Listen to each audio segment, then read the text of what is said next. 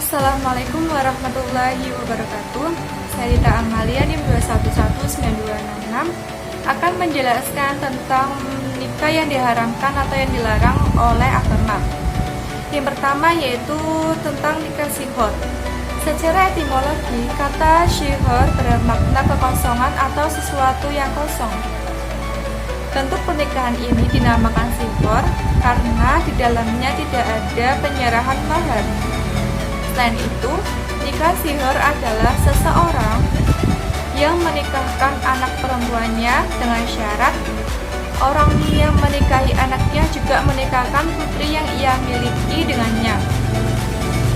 Baik pernikahan tersebut memberikan mahar bagi keduanya maupun hanya salah satu dan bahkan tidak memberikan mahar sama sekali. Pernikahan semacam ini adalah rusak atau tidak sah dan bahkan hukumnya haram. Menurut kesepakatan para ulama, baik yang maharnya disebutkan ataupun yang tidak disebutkan. Diriwayatkan dari Abu Hurairah radhiyallahu anhu berkata, Rasulullah shallallahu alaihi wasallam melarang nikah sihor. Lalu Ibnu Namir menambahkan, nikah sihor adalah seseorang yang mengatakan kepada orang lain, yaitu nikahkanlah aku dengan anak perempuanmu, maka aku akan menikahkanmu dengan anak perempuanku, atau nikahkanlah aku dengan saudara perempuanmu, maka aku akan menikahkanmu dengan saudara perempuanku. Hadis riwayat Muslim. Alasan mengapa diharamkannya nikah sihor karena adanya unsur penggantungan atau penangguhan di dalamnya. Bahkan dapat dikatakan praktik pernikahan semacam ini merupakan praktik tukar-menukar wanita yang seolah-olah dijadikan sebagai barang dagangan yang dapat dibarter dengan komoditas lain. Kemudian materi yang kedua yaitu tentang nikah mut'ah atau kawin kontrak.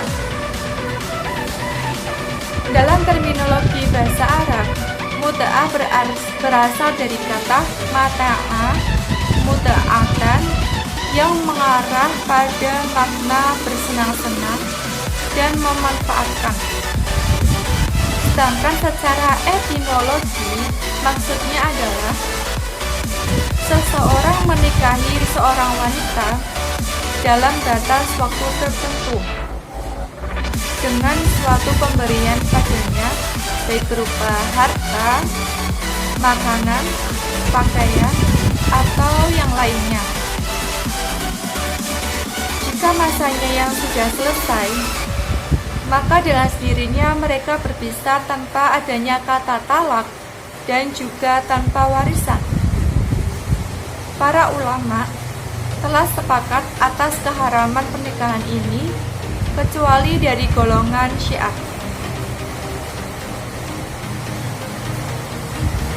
Kemudian yang ketiga yaitu menikahi perempuan pada masa iddah.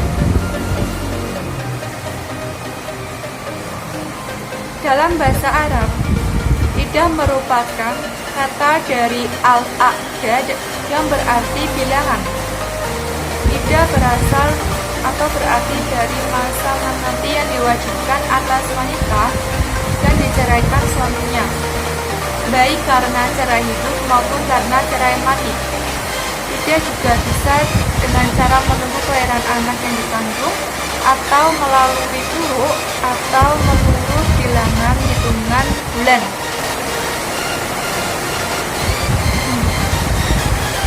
Ketika waktu iddah, istri tidak diperbolehkan menikah atau menawarkan diri kepada laki-laki lain untuk menikahinya. Adapun seorang wanita yang sedang dalam masa iddah disebut mut'addah. Iddah dibagi menjadi dua, yaitu wanita yang ditinggal mati oleh suaminya dan wanita yang tidak ditinggal mati oleh suaminya. Iddah terhitung sejak adanya sebab-sebab, yaitu wafat atau talak. Kemudian materi tentang nikah muhalil.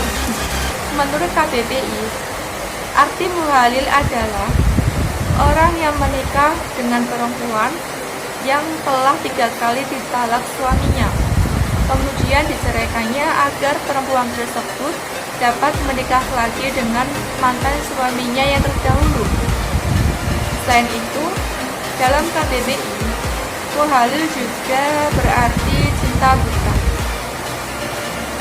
Muhalil disebut pula dengan istilah kawin cinta buta karena seseorang laki-laki mengawini perempuan yang telah ditalak 3 kali sehabis masa iddahnya, kemudian menalaknya dengan maksud agar mantan suaminya yang pertama dapat menikah lagi dengan wanita tersebut. Mantan suaminya menyuruh orang lain menikahi mantan istrinya yang sudah ditalak 3. Kemudian berdasarkan perjanjian, istri tersebut diceraikan sehingga mantan suaminya dapat menikahinya, atau dalam katanya rujuk.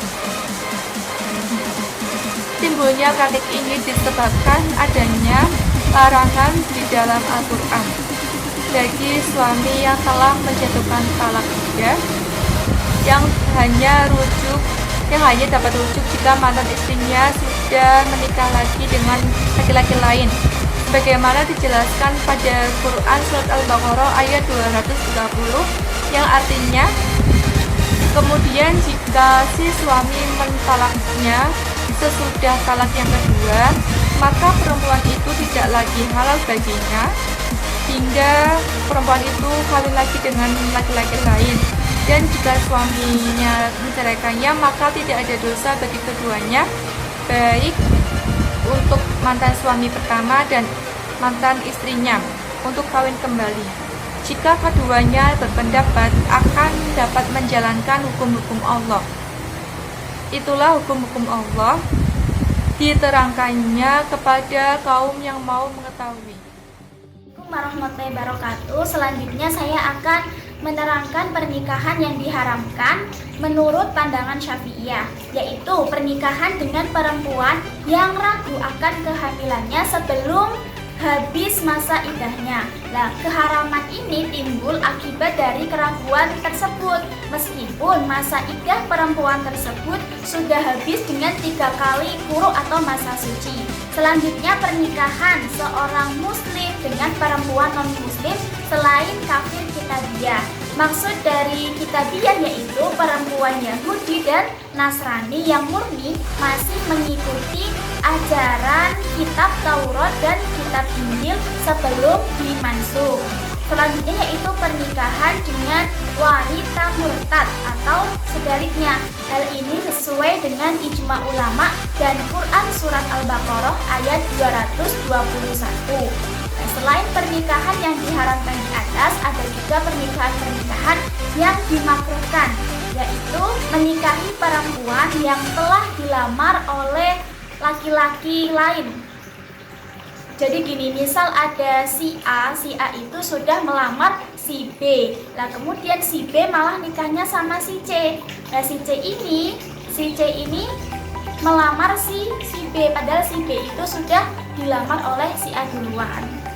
Itu dimakruhkan. Yang kemudian pernikahan muhalil, yaitu menikahi perempuan yang sudah ditalak 3 oleh seorang laki-laki dengan niat kemudian laki-laki tersebut menyuruh laki-laki lain untuk menikahinya, kemudian disuruh mentalak agar bisa dinikahi kembali oleh laki-laki yang pertama. Sekian dari saya.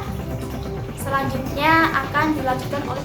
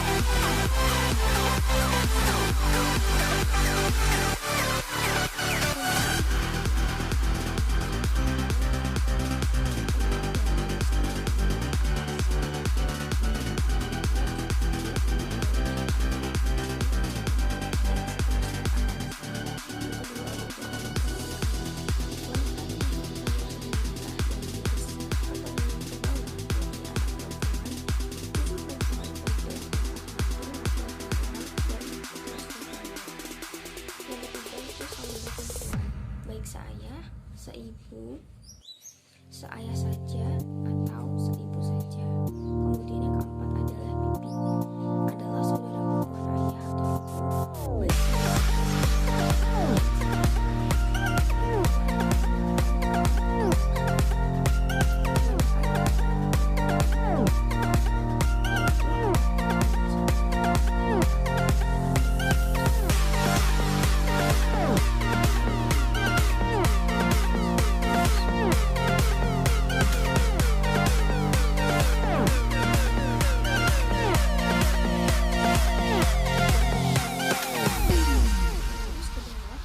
ataupun ke atas. Yang kedua yaitu berbaris keturunan menyamping, yaitu antara saudara, saudara dan antara saudara nenek dalam populasi hukum Islam. Bab 4 tentang perkawinan pasal 29 menyebutkan perkawinan yang disebutkan karena perkawinan nasab, yaitu dengan orang yang melahirkan atau yang menurunkan akal keturunan. Yang kedua dengan cara mengangkat keturunan ayah atau ibu, selanjutnya dengan cara mengangkat saudara yang